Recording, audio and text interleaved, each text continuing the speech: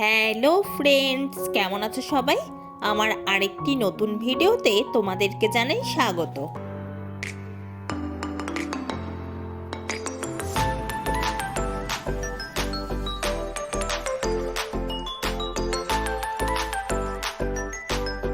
আজকে পার্ট 2 এর ভিডিও নিয়ে চলে এলাম। পার্ট 1 এর ভিডিও আশা করি তোমরা দেখে নিয়েছো।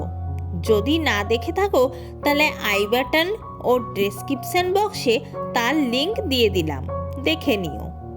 তো এখন মেজমাসির বাড়ি থেকে বেরিয়ে পড়লাম। কাছাকাছি আরও কতগুলো প্যান্ডেল দেখা বাকি, সেগুলো দেখার জন্য।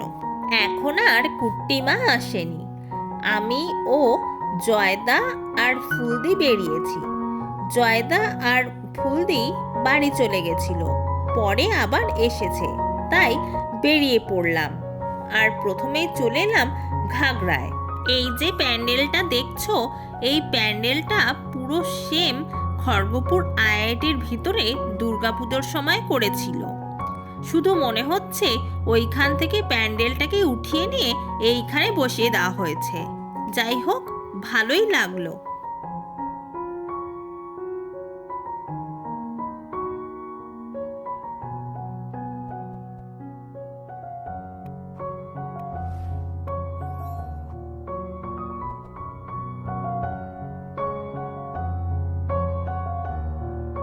ঘাগড়ার প্যান্ডেল দেখার পর আমরা চলে এলাম দক্ষিণ তালবাগিচা প্রাইমারি স্কুলের মাঠে। এইখানকার প্যান্ডেলটাও বেশ সুন্দর করেছে। বাইরে থেকে তো প্যান্ডেলটা দেখতে বেশ ভালোই লাগছে, এরপর ভিতরে গিয়ে দেখব কেমন হয়েছে। তো চলো যাওয়া যাক।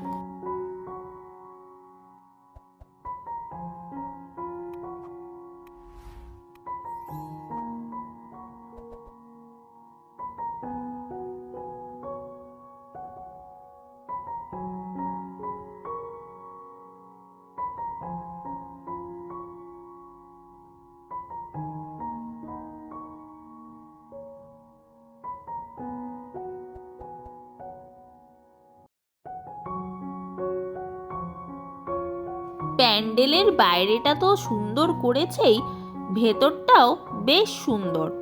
প্রথমে ঢুকতেই চারিদিকে রয়েছে দড়ি বাঁধা, তারপর আরো ভিতরে যেতে এরকম ফ্ল্যাট বাড়ি করা হয়েছে। তারপর আরো ভেতরে আসতে রয়েছে গাছের তলায় মায়ের মন্দির, আর গাছের মধ্যে সবাই দড়ি বেঁধে মানত করেছে।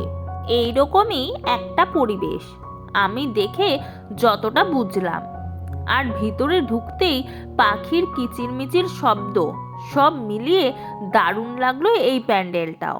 ভিতরের পরিবেশটা বেশ সুন্দর ছিল।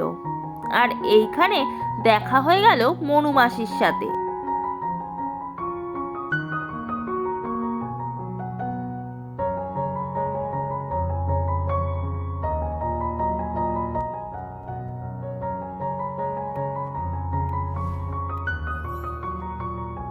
এরপর প্যান্ডেল থেকে বেরিয়ে পড়লাম, আর বেরোতেই দেখা হয়ে গেল মনু মাসির মেয়ে বর্ণালীর সাথে। জয়দা আর ফুলদি ভিতরে আসেনি, ওরা আগে ঘুরে নিয়েছে, তাই আমি আর তোমাদের দাদা ভাই ঘুরে নিলাম। তারপর বর্ণালীর সাথেও কিছুক্ষণ গল্প করে বেরিয়ে পড়লাম। এখন যাচ্ছি হসপিটাল মাঠের পুজো দেখতে। একটা মাঠে দুটো পুজো হয়, তো একদিকে করেছে অনেক বড় মায়ের মূর্তি, সেটাই দেখতে এখন আমরা চলে এসেছি। তবে মায়ের এই মূর্তিতে পূজা করা হচ্ছে না, কারণ এটা কাপড় দিয়ে তৈরি করা হয়েছে। পাশেই করা হয়েছে মায়ের আরেকটা মূর্তি, যেখানে এখন পূজা চলছে। তো আমরা চারজনে এইখানে কয়েকটা ফটো তুলে তারপর বেরিয়ে পড়লাম মাঠের অন্যদিকের প্যান্ডেল দেখার জন্য।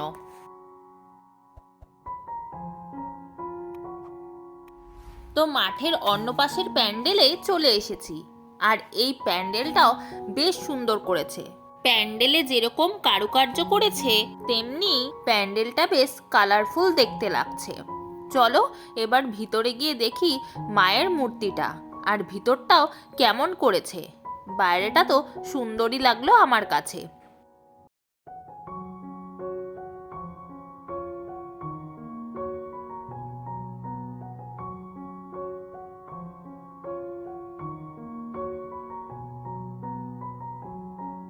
পুরো প্যান্ডেল ও ঠাকুর সব কিছুই আমার কাছে বেশ ভালোই লাগলো।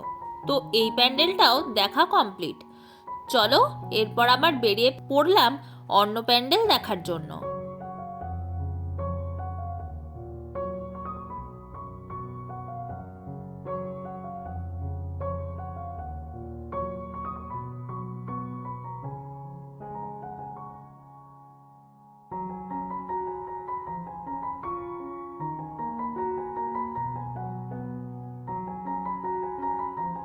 চলে এলাম আরেকটা প্যান্ডেল দেখার জন্য।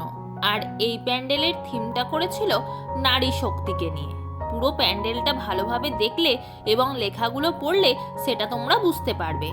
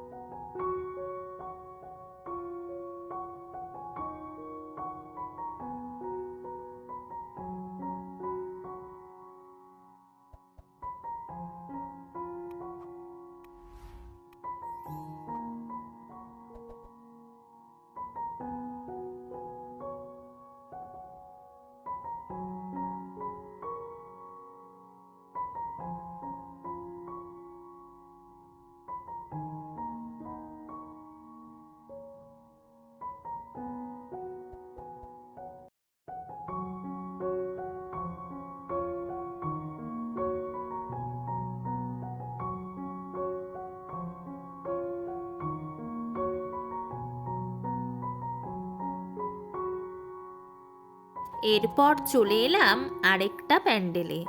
এটাও বেশ সুন্দর করেছে। প্রতি বছর এই প্যান্ডেলটাও বেশ ভালো করে। এই বছরও ভালোই হয়েছে। প্যান্ডেলে ঢুকতেই রয়েছে নন্দী, আর বেশ সুন্দর করে সাজানো রয়েছে জায়গাটা, আর রয়েছে ক্লাবের নাম। তার আরেকটু ভিতরে যেতেই দুপাশে রয়েছে ৮-৮-১৬টা শিবলিঙ্গ। আর প্যান্ডেলের ভিতরের কাজও কিন্তু অপূর্ব করেছে। তারপর প্যান্ডেলের একদম ভিতরে চলছে মায়ের পূজা। অন্যান্য প্যান্ডেলের থেকে এই প্যান্ডেলে ভিড়টাও একটু বেশি।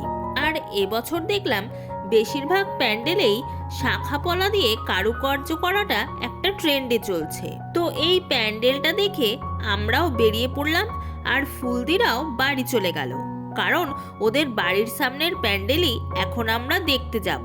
সেই কারণে ওরা চলে গেল, আর আমরাও চলে এলাম। এই প্যান্ডেলটা মনে হচ্ছে পুরো আলাদা একটা থিম নিয়ে তৈরি। তো চলো ভিতরে গিয়ে পুরো প্যান্ডেলটা দেখি।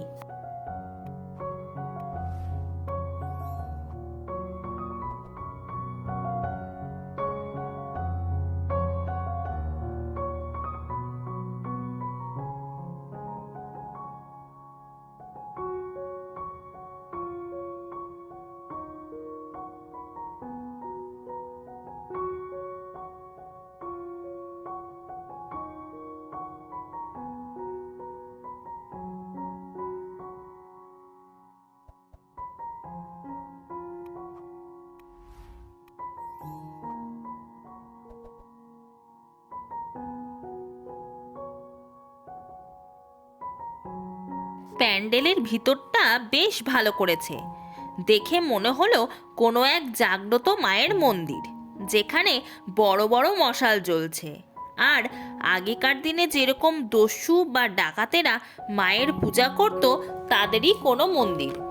কারণ যারা বড় বড় ঢোল বাজাচ্ছে তাদেরও সেই রকমই দেখতে, ডাকাতদের মতো। তো আমার প্যান্ডেলের থিমটা এরকমই লাগলো। তো আজকের প্যান্ডেল দেখা এখানেই কমপ্লিট। এরপর চললাম বাড়ির পথে। তো আজকের ভিডিওটি এই পর্যন্তই।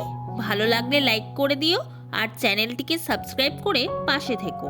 আবার দেখা হবে নতুন কোনো ভিডিওর সঙ্গে। ততদিন তোমরা সুস্থ থেকো, ভালো থেকো আর আমার পাশে থেকো।